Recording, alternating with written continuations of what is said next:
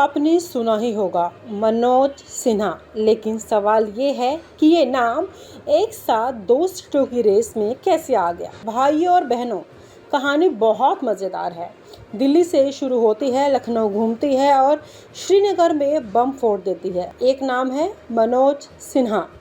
2020 में जब इन्हें जम्मू कश्मीर का उपराज्यपाल बनाया गया था, तब तो लोगों ने कहा अब औपचारिक पोस्टिंग है, रिटायरमेंट का वेट कर रहे होंगे। लेकिन 2024-25 की राजनीति में एक ऐसा तूफान आया जिसका नाम पहलगाम हादसा। और अब उसी के बाद मनोज सिन्हा अचानक दो बाइपोलर कुर्सियों के बीच झूल रहे हैं। मनोज सिन्हा अचानक दो बाइपोलर कुर्सियों के बीच झूल रहे हैं, बीजेपी के राष्ट्रीय अध्यक्ष की रेस में भी और उत्तर प्रदेश के मुख्यमंत्री की रेस में भी। अब सोचिए, एक आदमी एक साथ दो बड़े पदों के लिए फ्रंट रनर कैसे बन गया।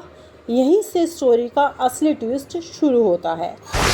संघ और भाजपा की घुटन भरी शादी। तो सुनिए, संघ और बीजेपी की शादी को 70 साल से ऊपर हो गए, लेकिन अब वो शादी कम्युनिकेशन गैप वाली बन चुकी है। संघ चाहता है सरकार, संगठन, सादगी। बीजेपी चाहती है सोशल मीडिया, सेल्फी और सत्ता। अब जब संघ ने देखा कि नड्डा जी का कार्यकाल पूरा हो गया और पार्टी पूरी तरह मोदी शाह प्राइवेट लिमिटेड बन चुकी है, तब आरएसएस ने बैकडोर से एक नाम फेंका, मनोज सिन्हा। क्यों? क्योंकि बंदा संघ से निकला, पर अभी तक भाजपा में किसी से टकराया ही नहीं। और जम्मू कश्मीर में तो उसने वो कर दिखाया जो 10 साल में गृह मंत्रालय नहीं कर पाया। बिना हल्ला मचाए काम कर दिया। पहलगाम की वो एक रात जिसने सब बदल दिया। अब जरा ध्यान दीजिए, पहलगाम का वो हादसा जिसने सीआरपीएफ और स्थानीय प्रशंसा के बीच तगड़ा फेलियर सामने आया। इसके बाद दिल्ली में कई फाइलें हिल गईं। राजनाथ सिंह से लेकर डोवाल तक सबकी मीटिंग्स हुई और सबसे ज़्यादा जिसने इम्प्रेस किया वो था एलजी मनोज सिन्हा का शांत और निर्णायक रवैया। नो ड्रामा, नो कैमरा, बस काम। इसके बाद ही संघ के कान खड़े हो गए और यहीं से बीजेपी हाईकमान को भी इशारा गया, संघ को मनोज सिन्हा पसंद है और हमें झगड़ा नहीं चाहिए। दिल्ली के दरबार से लखनऊ तक चर्चा, सीएम बदलेगा। अब लखनऊ एंगल सुनो। योगी आदित्यनाथ पार्टी के सुपरस्टार, जनता के चहेते और खुद में एक विचारधारा। लेकिन भाजपा के अंदर कई नेता अब कहने लगे हैं सीएम तो ठीक है, लेकिन अब तो बीजेपी से बड़ा बनता जा रहा है। तो तभी किसी ने फुसफुसाया, क्यों मनोज सिन्हा वो ट्रांसफर कर दें, क्योंकि 2017 में भी तो वही नाम फाइनल था सीएम के लिए, क्योंकि योगी ने वो बाजी पलट दी थी। अब आरएसएस शायद उस गलती को दोहराना नहीं चाहता है, लेकिन राष्ट्रपति बना दे या मुख्यमंत्री को कौन सी कुर्सी देंगे, ये कहानी दिलचस्प हो सकती है। क्योंकि बीजेपी के अंदर दो खेमे हैं। एक कहता है कि मनोज सिन्हा को अध्यक्ष बना दो, दूसरा कहता है कि सीएम बना दो और योगी जी को राष्ट्रीय चेहरा बनाओ। यही एक तरह के दोनों पोस्ट पर सर्जरी की तैयारी है, लेकिन ऑपरेशन से पहले कोई चीख पुकार ना हो, इसलिए सब चुपचाप कह रहे हैं। मनोज सिन्हा का बोनस पॉइंट, वो कैमरा फ्रेंडली नहीं है। अब जरा ध्यान से सुनिए, बीजेपी में आजकल वो ज़्यादा माइक के पास रहता है, वो जल्दी चलता है। मोदी शाह को ऐसे चेहरे चाहिए जो चुपचाप काम करे और बिना प्रेस कॉन्फ्रेंस के रिजल्ट दे। मनोज सिन्हा ऐसा ही चेहरा है। ना इंस्टाग्राम रील, ना एक्सपर्ट चौड़े बयान, ना टीवी पर मैं ही पार्टी हूँ वाली वाइब्स। आरएसएस बोला ऐसा ही चाहिए, बीजेपी बोली चलो ट्राई कर लेते हैं। संघ का मास्टर स्ट्रोक या मोदी का प्लान बी। अब बहुतों को मानना है कि आरएसएस ये चाल बहुत सोच समझ के खेल रहा है। संघ चाहता है बीजेपी दोबारा घनिष्ठ पार्टी बने और पार्टी के अंदर एक ऐसा अध्यक्ष हो जो संघ की भी सुनता हो और सरकार से भी जुड़ा हो। लेकिन कुछ और लोग विस्पर कर रहे हैं, मोदी शाह चाहते हैं कि संघ की नाराजगी शांत हो, क्योंकि 2029 का रास्ता आरएसएस के बिना मुश्किल है। तो शायद एक डील है ताश की गड्डी फेरे बिना कार्ड बदलने की। सिन्हा जी का नाम हर तरफ क्यों गूंज रहा है? क्योंकि वो बीजेपी के लिए एक सेफ बेस्ट बन चुके हैं। संघ उन्हें अपनाता है, मोदी उन्हें भरोसेमंद मानते हैं और विरोधी उन्हें कमज़ोर समझने की गलती कर बैठेंगे। यही उनका सबसे बड़ा हथियार है। तो दोस्तों, अगली बार जब आप टीवी पर या ट्विटर पर मनोज सिन्हा का नाम सुने तो समझ जाइए, ये सिर्फ एक नेता का नाम नहीं, ये 3 राज्यों के पावर गेम का गुप्त पासवर्ड है। कभी आपने सोचा है कि भारत की 3 सबसे अलग दिखने वाली राजनीतिक जगह दिल्ली, जम्मू कश्मीर और उत्तर प्रदेश अचानक एक ही धागे में क्यों बंधने लगी हैं? नहीं सोचा?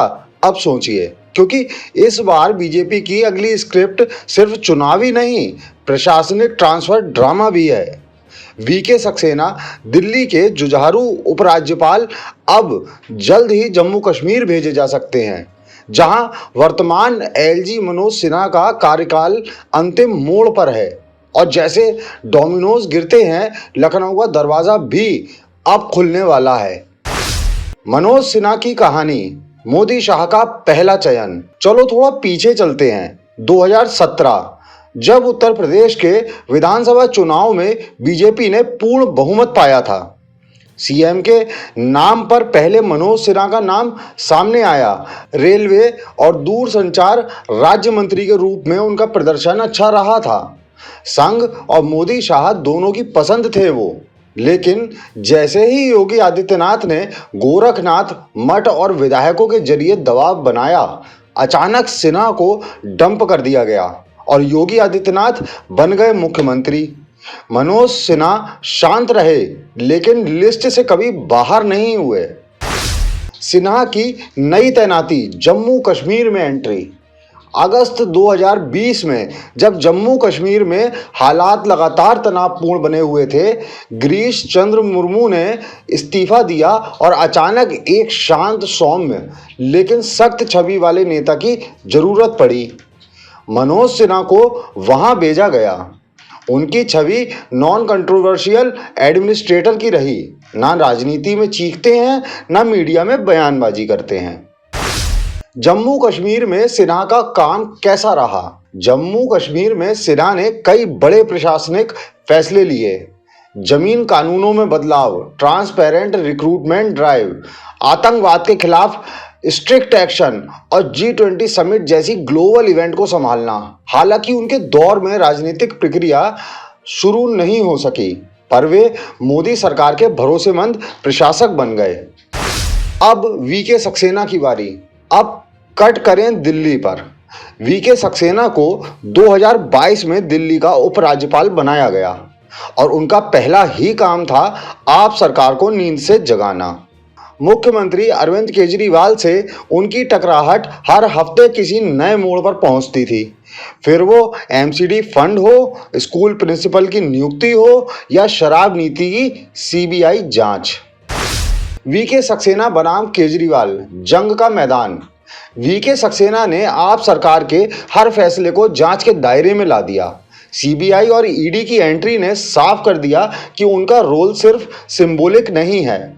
आपने उन्हें बीजेपी का एजेंट कहा तो उन्होंने दिल्ली में कानून और व्यवस्था का रिमोट अपने हाथ में रखा। आखिरकार 2024 में लोकसभा चुनाव के बाद जब केंद्र सरकार ने दिल्ली में प्रेसिडेंट रूल जैसी स्थिति बना दी, आपकी पकड़ ढीली हो गई और बीजेपी ने अपनी सत्ता जमानी शुरू कर दी। दिल्ली अब कंट्रोल में, तो वीके का प्रमोशन तय। अब जबकि दिल्ली में बीजेपी ने एडमिनिस्ट्रेटिव कंट्रोल पा लिया है, वीके सक्सेना का मिशन पूरा हुआ माना जा रहा है। सूत्रों की माने तो उन्हें अब जम्मू कश्मीर भेजा जाएगा, जहां परफॉर्मेंस, टफनेस और लॉयल्टी टू दिल्ली की जरूरत है।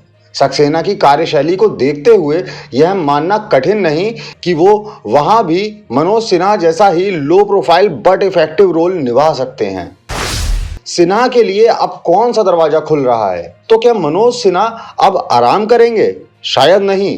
पार्टी में यह चर्चा तेज है कि उन्हें उत्तर प्रदेश की कमान सौंपी जा सकती है, क्योंकि बीजेपी को 2027 की तैयारी अभी से करनी है और योगी मोदी के बीच आंतरिक खींचतान की खबरें भी गर्म हैं। योगी की स्थिति ताकतवर लेकिन स्वतंत्र। योगी आदित्यनाथ की ताकत अब सिर्फ मठ या यूपी तक सीमित नहीं, वो नेशनल फेस बन चुके हैं। और यही बात मोदी शाह कैंप को परेशान करती रही है।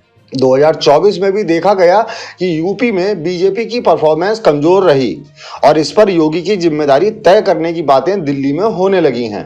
अगर दिल्ली चाहे तो 2025-26 में बदलाव की स्क्रिप्ट चुपचाप लिखी जा सकती है।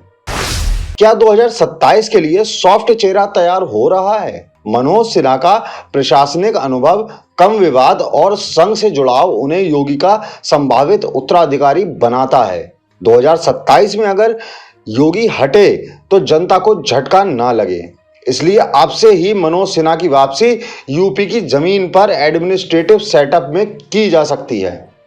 शायद किसी राज्य आयोग या सलाहकार भूमिका से शुरुआत। बीजेपी की आंतरिक राजनीति सतह से नीचे की लहर। इन सभी ट्रांसफरों और पद बदलावों के पीछे जो असली बात है वो है बीजेपी की आंतरिक रीअलाइनमेंट।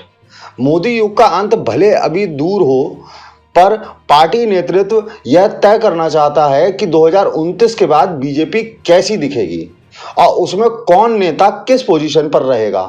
उसका रिहर्सल अब शुरू हो चुका है। सिन्हा की नई तैनाती, जम्मू कश्मीर में एंट्री।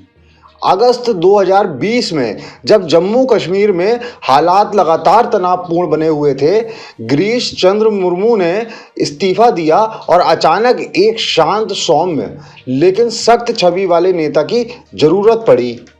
मनोज सिन्हा को वहां भेजा गया। उनकी छवि नॉन कंट्रोवर्शियल एडमिनिस्ट्रेटर की रही। ना राजनीति में चीखते हैं, ना मीडिया में बयानबाजी करते हैं। जम्मू कश्मीर में सिन्हा का काम कैसा रहा? जम्मू कश्मीर में सिन्हा ने कई बड़े प्रशासनिक फैसले लिए। जमीन कानूनों में बदलाव, ट्रांसपेरेंट रिक्रूटमेंट ड्राइव, आतंकवाद के खिलाफ स्ट्रिक्ट एक्शन और G20 समिट जैसी ग्लोबल इवेंट को संभालना। हालांकि उनके दौर में राजनीतिक प्रक्रिया शुरू नहीं हो सकी, पर वे मोदी सरकार के भरोसेमंद प्रशासक बन गए। अब वीके सक्सेना की बारी। अब कट करें दिल्ली पर।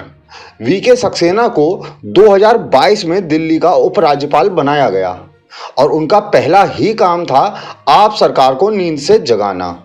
मुख्यमंत्री अरविंद केजरीवाल से उनकी टकराहट हर हफ्ते किसी नए मोड़ पर पहुंचती थी।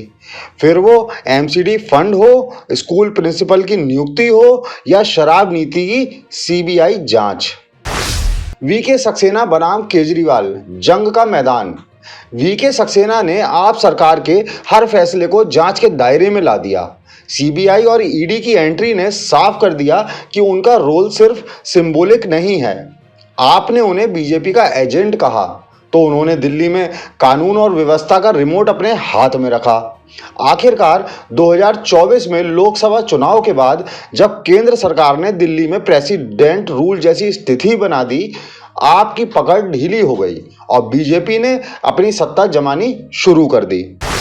मीडिया में तो शांति है, पर अंदर हलचल है। चूंकि ये सब बदलाव सत्ता के भीतर हो रहे हैं, आपको टीवी डिबेट में कुछ नहीं दिखेगा, पर एलजी की अदला बदली, योगी की ताकत में कटौती और मनोज सिन्हा की प्रशासकीय वापसी, ये सब एक श्रृंखला है जिसके जरिए पार्टी भविष्य का ब्लूप्रिंट बना रही है। एलजी की कुर्सी से लेकर सीएम की सीट तक। वीके सक्सेना दिल्ली से कश्मीर जा रहे हैं। मनोज सिन्हा कश्मीर से शायद लखनऊ की ओर बढ़ रहे हैं और योगी आदित्यनाथ की कुर्सी की नींव अब टेस्टिंग में है। दिल्ली, जम्मू कश्मीर और यूपी, तीनों ही जगहों पर सत्ता की नई कहानी लिखी जा रही है और हम सब इस राजनीतिक स्क्रीन प्ले के दर्शक हैं। और आप हमसे जुड़े रहने के लिए सब्सक्राइब करें YouTube पर, फॉलो करें Twitter पर और लाइक करें Facebook पर। और ज्यादा जानकारी के लिए आपको टाइप करना होगा सिर्फ न्यूज़ नशा।